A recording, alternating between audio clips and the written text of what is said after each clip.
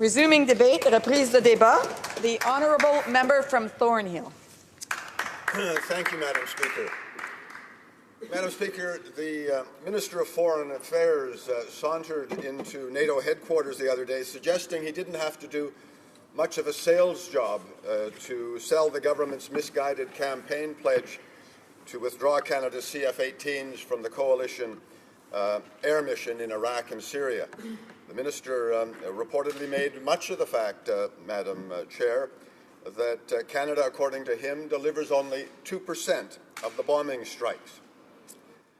Well, the Minister and his leader may try to diminish the importance of 2% in a military context, but they're certainly going off wildly in the other direction over the less than 2% of global greenhouse gases that Canada emits every year. So, Madam Speaker, my question is 2% a lot or a little? I believe Canadians deserve an answer and an explanation why the new government defies the will of Canadians, and I know many in the Liberal caucus. Madam Speaker, there's no apparent logic to remove the sharp point of our Canadian forces' spear.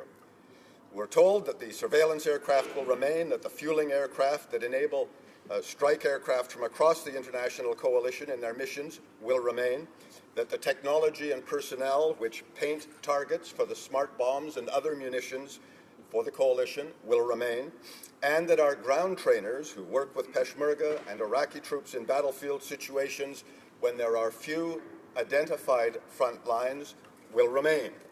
But we have not yet had a logical, credible reason offered as to why the CF-18s will be withdrawn.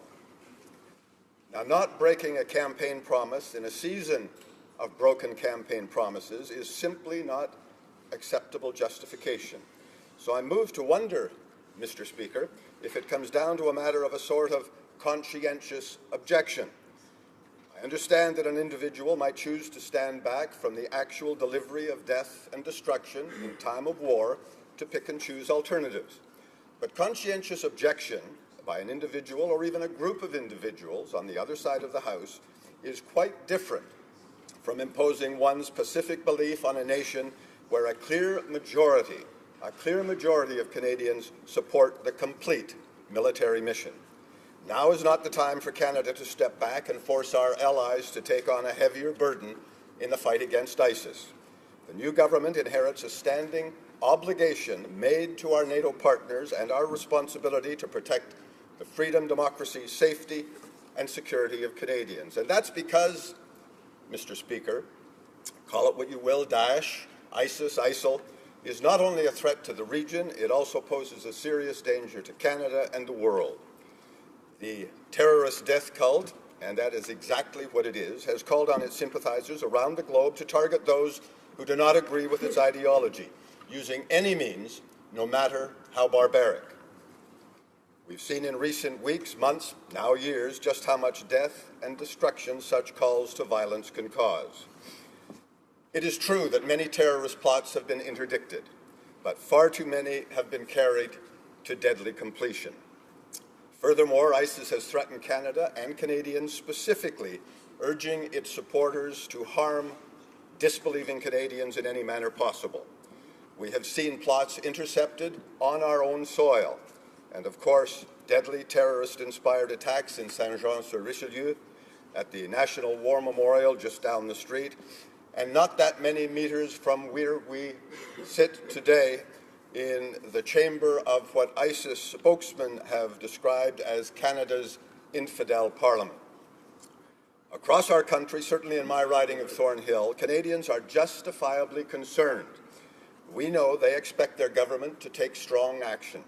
And that's why our government committed the Canadian Armed Forces to the broad international coalition against ISIS. And I'd just like to take a moment here again, Mr. Speaker, to express profound appreciation to all of our members of the Canadian Armed Forces at home and in theatre for their meaningful engagement in this fight against terror.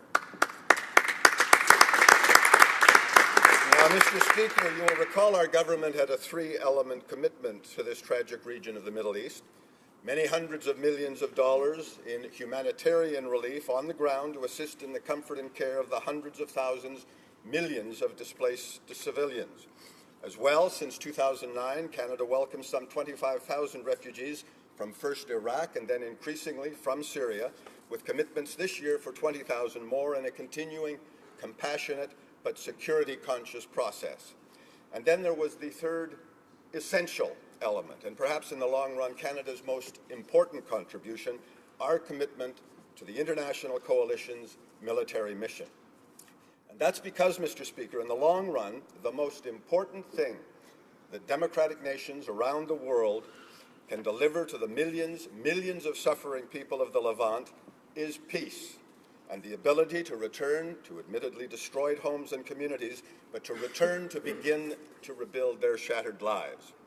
Mr. Speaker, last year during the Prime Minister's historic visit to Israel and to Jordan, I had an experience that will be burned into my consciousness for the rest of my life. While the Prime Minister and official party visited the vast Zaatari refugee camp in the northeast quarter of Jordan near the Syrian border, a number of us were flown by Jordanian helicopter to the far northwestern Jordanian border with Syria and Iraq. Now, in my previous life as a journalist, I've seen many terrible scenes in natural disasters, man-made tragedies, and wars: Vietnam, Cambodia, Rhodesia, Uganda, Ethiopia, Afghanistan, Iraq, Iran, Syria, Egypt, and Israel. But that scene on Jordan's border with Syria and Iraq was like no other. Scores of men, women, and children carrying their remaining life possessions in blankets and bags and knapsacks, trudging out of the distant desert haze toward the small detachment of heavily armed Jordanian soldiers at the border. It wasn't a typical border crossing. It was just a bulldozer-scraped scratch in the sand and gravel of the desert. And the guns of the Jordanian army weren't aimed at the refugees, but at the terrorist gangs still roaming the area, though not present that day. These soldiers weren't trying to stop the influx of refugees. They were there to welcome them to sanctuary. In fact, given the low threat risk that particular day, some of the soldiers laid down their arms and walked across the border into Syrian no man's land to assist, to carry bags and children and the infirm back to vehicles that then transported the refugees to a nearby transit camp for food, for water, and medical support and comfort, before then being relocated to the ever-growing Zaatari camp on the other side of Jordan. We spent time with these folks, Mr. Speaker. Some had struggled many hundreds of kilometers to reach safety.